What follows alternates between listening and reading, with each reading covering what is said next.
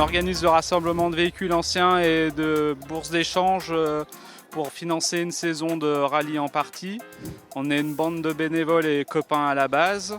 Et avec Christelle, mon épouse, et moi-même, nous avons créé le Team Tech et Sport Auto pour servir à faire la manifestation. Vous allez avoir que des passionnés de voitures anciennes et aussi bien françaises qu'américaines. Alors moi je suis venu avec une Citroën Traction de 1956. Donc là c'est la 11BL. Voilà, donc c'est un véhicule déjà pour l'époque qui roule bien, qui a freinage à tambour, qui a pas mal d'options pour l'époque.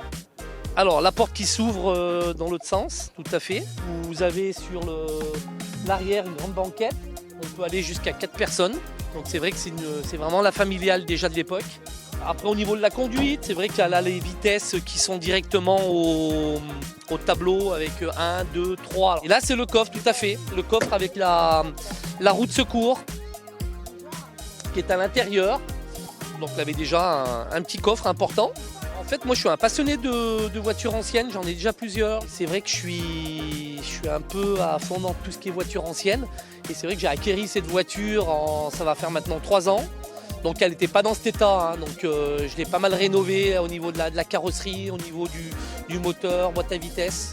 C'est sûr que c'est agréable de travailler sur ce genre de véhicule. Vous n'avez pas d'électronique comme les voitures d'aujourd'hui. Là c'est vraiment de revenir dans l'ancien temps. Aujourd'hui, je présente une 4 chevaux de 1952 que j'ai mis 10 ans à rénover pour essayer de la faire dans un état d'origine. La mienne, c'est une T-Moustache. À côté, vous avez une 3 Moustache qui est moins ancienne.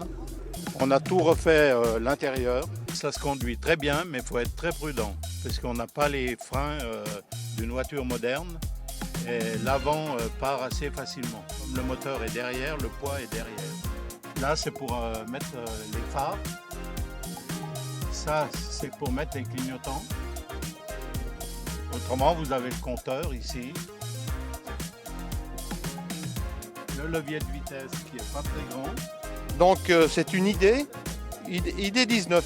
C'est une Citroën. Et puis, bon, c'est une année 71, elle a les premiers phares tournants, vous voyez. Ça, c'était un peu la grande mode à l'époque. C'est des phares tournants.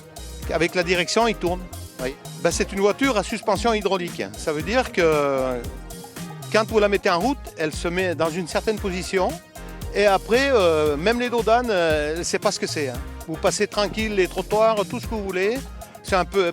J'ai pas les ailes encore, hein, mais je vais faire comme Fantomas. Je vais essayer de les mettre.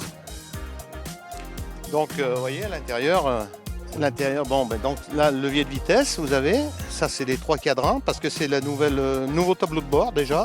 Il faut penser quand même à avoir toujours un extincteur, parce que c'est des voitures qui avaient à l'époque, qui prenaient un peu feu, elles chauffaient. Il y avait toujours quelques fuites et ça s'enflammait. À l'intérieur, vous avez une bourse de pièces, un peu aussi à l'extérieur, mais nous avons aussi des stands de miniatures, porte-clés, nous avons quelqu'un qui fait de la gravure sur métal. À la bourse aux pièces, il y en a qui viennent voir, ils regardent, ils achètent des pièces pour refaire leur vieille voiture, ils cherchent des petits trésors, comme dans une brocante. Les gens, ils ont la pièce devant eux, c'est mieux que sur Internet, il y en a certains ils préfèrent, enfin voilà, c'est différent.